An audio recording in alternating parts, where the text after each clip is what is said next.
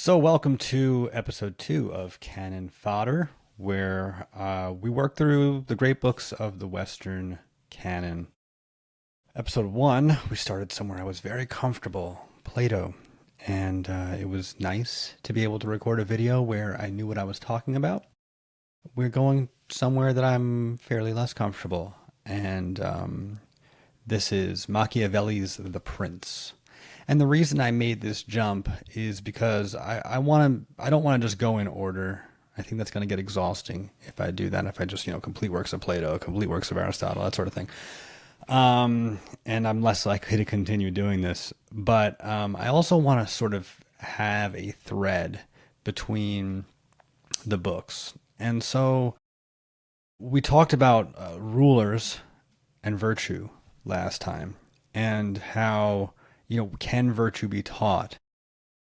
And the prince is coming at this from a very different perspective, where virtue isn't exactly, well, his definition of virtue is a little different than, say, Plato's, but it's more a craft. It's more ability to maintain a state rather than the individual, the princes, the rulers, character qualities, virtues.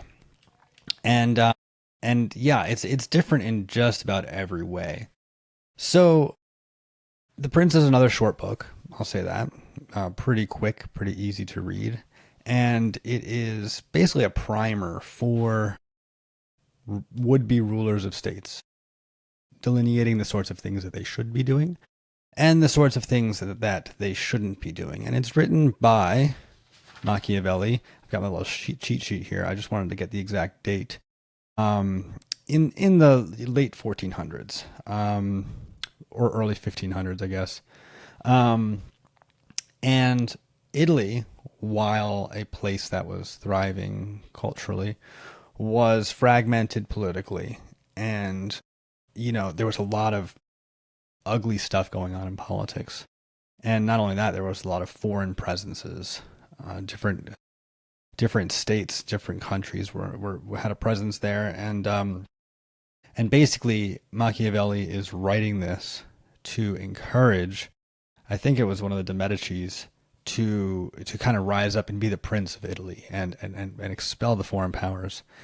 And he does this by basically explaining a pragmatic sort of guidebook on how you can be the sort of prince that gets things done, that keeps people on their side, that doesn't get overthrown or murdered. We learn a lot about princes that get murdered in this, and he does this sort of through this like historical overview of different rulers of different states and different times, places that either succeeded in what they were trying to do, run the state, or they failed and were usually murdered. Because this series is not about me trying to teach these books necessarily, rather just sort of working through them and trying to maybe internalize or at least appreciate the wisdom in these books and why they had the staying power that they did.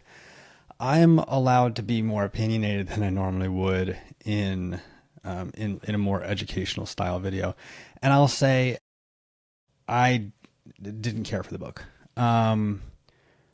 I thought it was kind of boring, and that might be sort of my presuppositions, because a lot of people are into this sort of thing. People watch Game of Thrones, for instance, and they're really into this like political intrigue and who's backstabbing who and who's getting power and fighting who, like that sort of stuff.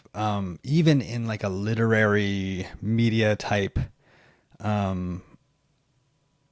world, doesn't do it for me.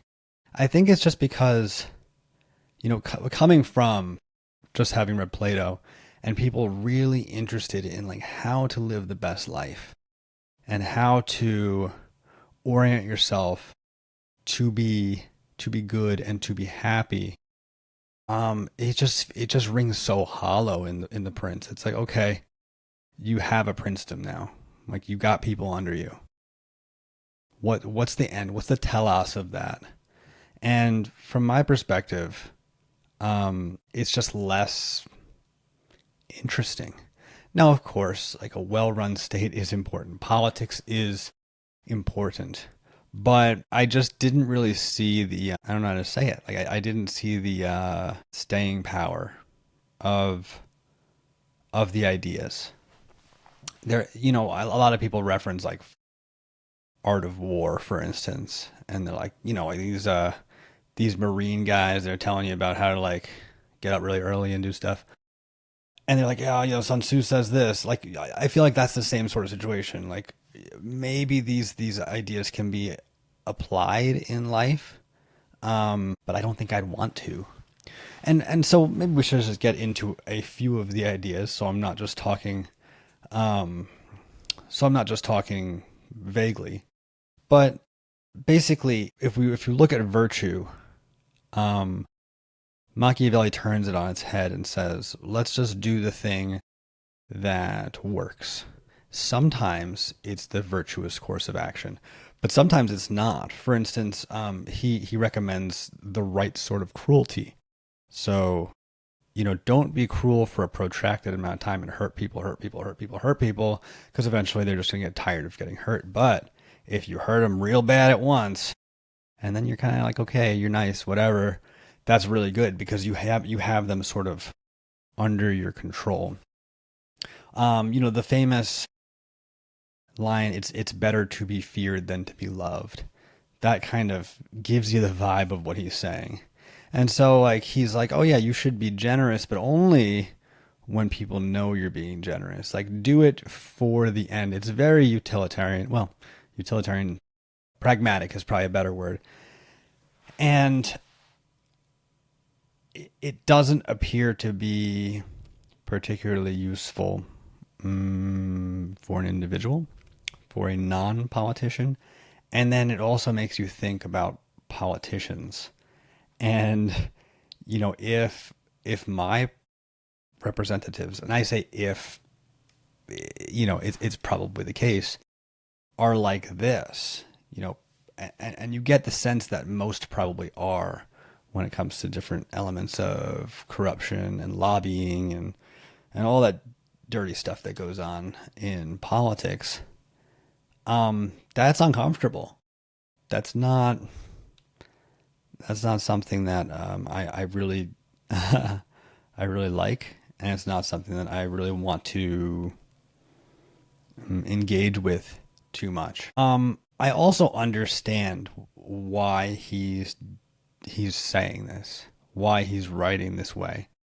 And if you exist in the Game of Thrones world, if you exist in 15th century Italy, 14th, 16th century, whatever, like you see people, be good and get killed.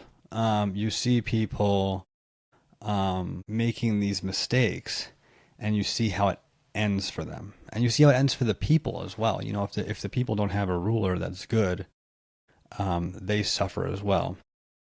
So the fact that it's sort of like this is the way things are, you just have to play the game. You just have to live within these rules, and you'll have the best chance of success. And chance is an important word here, because one of the things Machiavelli says pretty clearly is that fortune can have, maybe he says, up to 50% of the impact.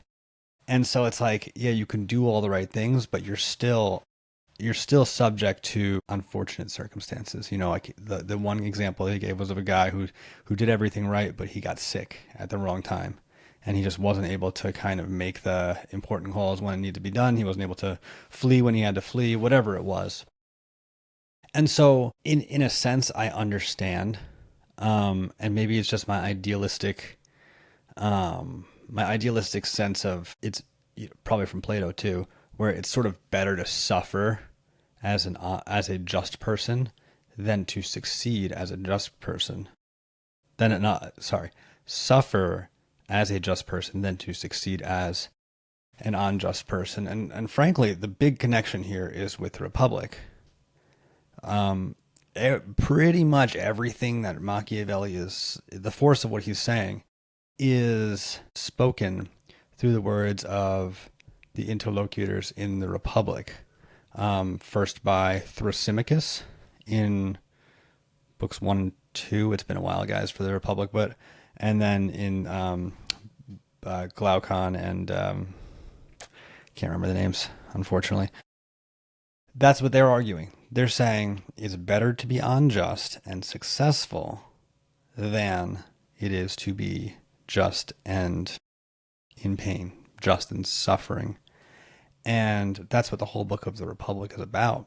It's about proving them wrong. And I think that if you read the Republic, and you understand what Plato is getting at, he's answered the prince in a very thorough way, and in a way that seems as counterintuitive today as it did when when Plato was writing the Republic, when Socrates was having this conversation, which frankly probably never happened. But it's counterintuitive because people see this pragmatic sense of what gets things done, what makes me rich, what makes me famous, what makes me successful. And when those things are detrimental to the soul, it's not worth it. And so, yeah, Italy probably had a lot of great princes. The world probably had a lot of great rulers because they read the prince or followed rules like the prince delineated. But at the end of the day, I can't believe that those individuals, those rulers, were happy. And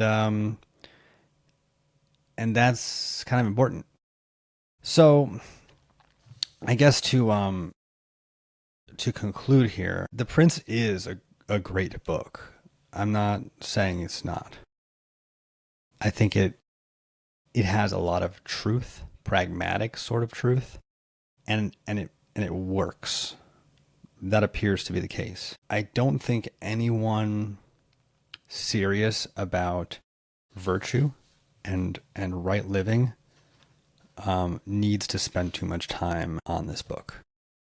And so I'm going to try to determine the next book sort of again in response. I mean, the right move would probably be the Republic, but I don't think I'm going to go back to Plato quite so soon. But yeah, I guess let me know. I'd love to hear from comments. I'm not claiming that my take is the right take, but I kind of want to have an opinion about these books. And I guess because I'm so partial to books like The Republic, that this one just does not resonate with me. So, yeah, stay tuned for the next one.